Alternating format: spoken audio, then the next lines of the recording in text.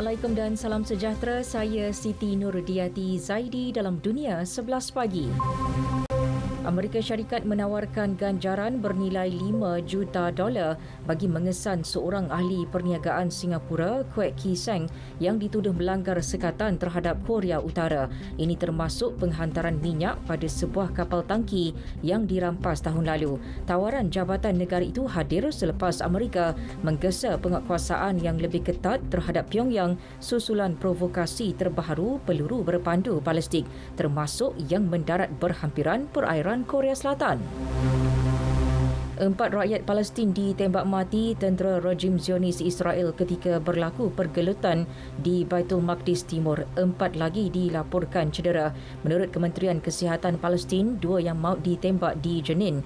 Mangsa dikenali sebagai Muhammad Samir Khaluf berusia 14 tahun dan Farouk Salameh 28 tahun.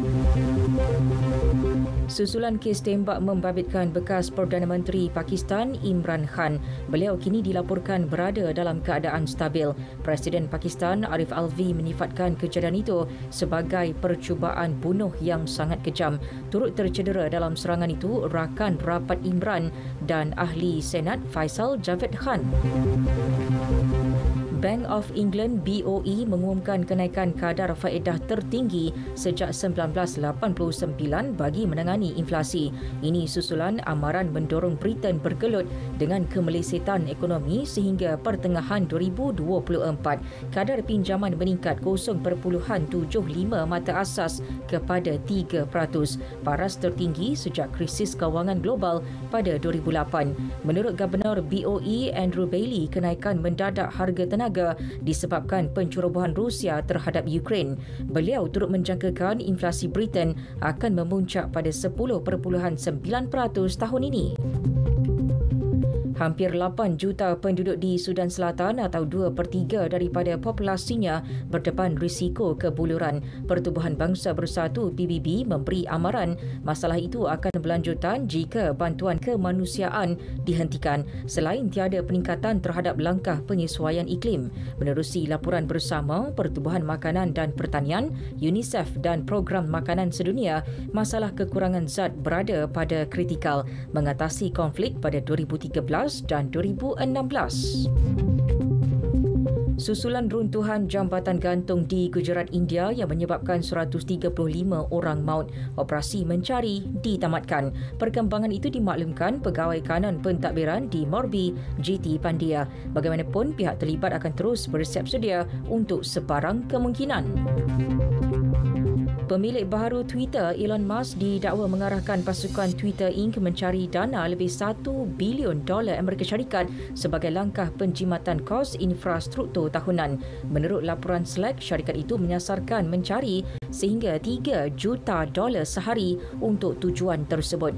Musk juga dikatakan memotong perkhidmatan pengkomputeran awam dan ruang pelayan tambahan, sekaligus berisiko menyebabkan laman web dan aplikasi Twitter terganggu ketika aliran trafik yang tinggi.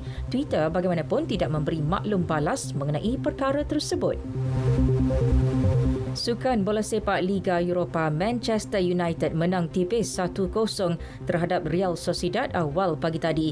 Gol tunggal The Red Devil dijaringkan Alejandro Camacho seawal minit ke-17. Kemenangan itu menyaksikan United berada di tangga kedua kumpulan E berkongsi mata dengan Sociedad, namun hanya dibezakan dengan jaringan gol. Keputusan lain, Arsenal tewaskan FC Zurich 1-0 dalam aksi kumpulan A.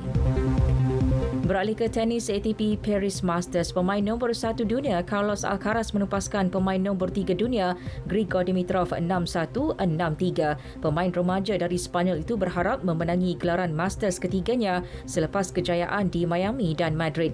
Alcaraz akan menentang Holger Rune dari Denmark untuk merebut tempat 4 terakhir. Rune menumbangkan pilihan ke-7 Andrei Rublev 6-4, 7-5. Dalam saingan sama, Novak Djokovic meneruskan usaha mempertahankan gelaran Paris Masters turut mara ke suku akhir. Ini selepas Djokovic membelasah pemain Rusia Karen Khachanov 6-4, 6-1. Juara Grand Slam 21 kali itu akan menentang Lorenzo Musetti dari Itali.